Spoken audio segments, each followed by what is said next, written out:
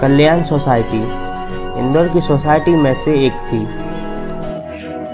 कल्याण society में एक लड़का था रवि।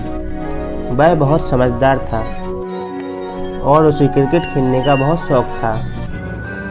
रवि की सोसाइटी के बराबर में एक दीवार थी और दीवार के पास में एक बस्ती थी जहां कोई जाना पसंद नहीं करता था और दूसरों को भी वहां जाने से मना किया जाता था क्योंकि दीवार के उस साइड बहुत गंदगी फैली हुई थी। इसलिए सभी लोग बच्चों को वहां जाने से मना करते थे।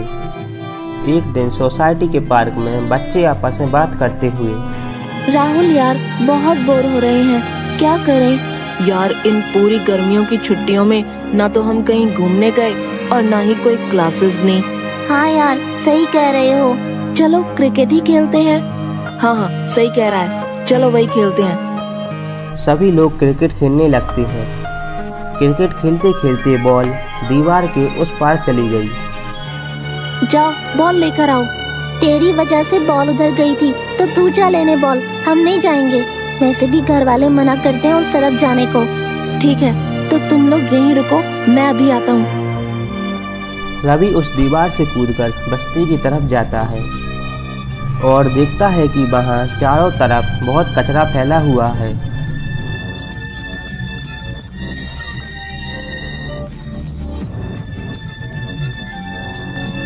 अरे यहाँ तो कितने गंदे लोग रहते हैं, हर तरफ बस गंदगी ही गंदगी है और यहाँ के लोग भी यहाँ की सफाई नहीं करते, बहुत गंदगी है यहाँ तो। तभी वहाँ एक आदमी आता है।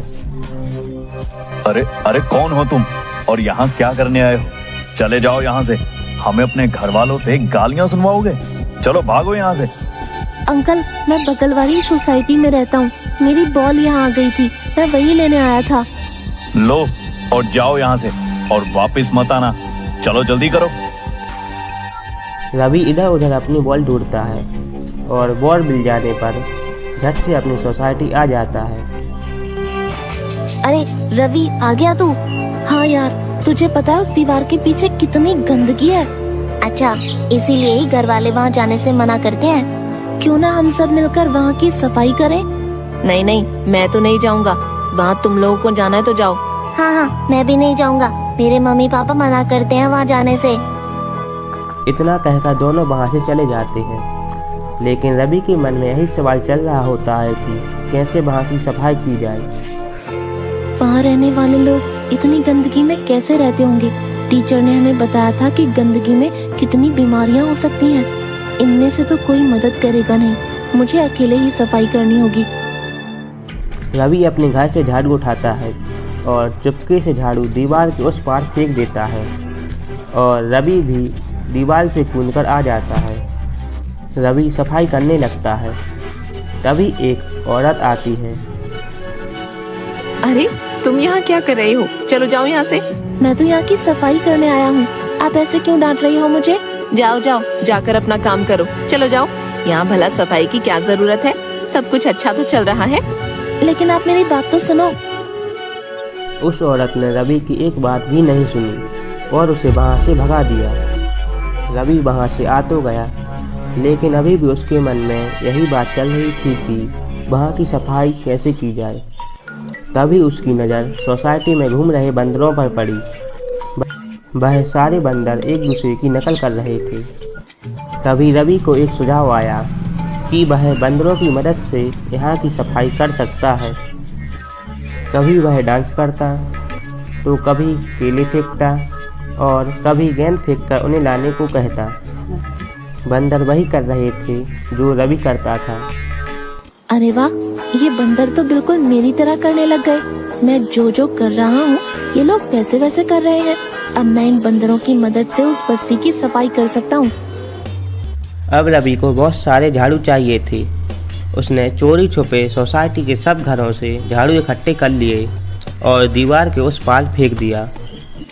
उसके बाद रवि बंदरों के सामने गया और सर खुजलाने लगा।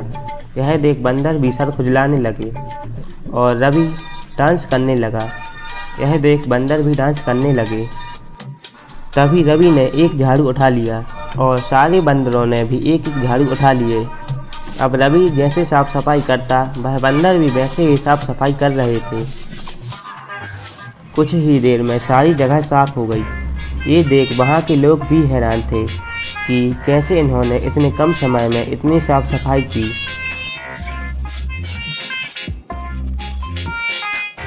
चलो दोस्तों, काम खत्म हुआ, अब चलकर कुछ खाते हैं।